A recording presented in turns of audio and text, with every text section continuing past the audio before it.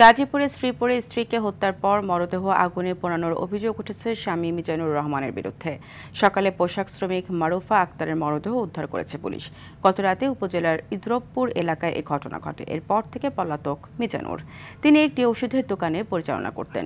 নিহত মারুফার ছোট বোন অভিযোগ করেন, ৩ বছর আগে বিয়ে হওয়ার পর থেকে মিজানুর ও মারুফার মধ্যে বিভিন্ন বিষয়ে ঝগড়া হতো।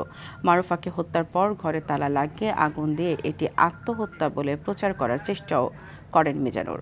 শ্রীপুর থানার ওসি জানান, মারুফাকে হত্যা করে ঘটনা ভিন্ন দিকে নেয়ার জন্য ঘরে আগুন দিয়ে পালিয়ে যায় মিজানুর। এদিকে টাঙ্গাইলের সখীপুরে স্বামীর ছুরিকাঘাতে খুন হয়েছে স্ত্রী। ঘরে তালা ছিল, তালা ভাঙার পরে দিয়ে ভিতরে লাশ 3 দিন আগে মিজানে মারে রাখছে, সুই দিয়া মাথার মধ্যে আঘাত দিয়ে মারছে। খাইয়া পরে অত্যাচার গুলো আমার বোনের উপরে করছে। টাকা পয়সা না দেওয়ার কারণে তারা অনেক মারধর করে, অত্যাচার করে, নির্যাতন করে। আজকে 15 দিন ধরে ঘর থেকে বাইর হয়ে পারবে না। তাকে মৃত্যু নিশ্চিত করে সেটা ভিন্ন খাতে প্রবাহিত করার লক্ষ্যে ওই ঘরের তালা বদ্ধ রেখে আগুন লাগিয়ে সে পালিয়ে যায়।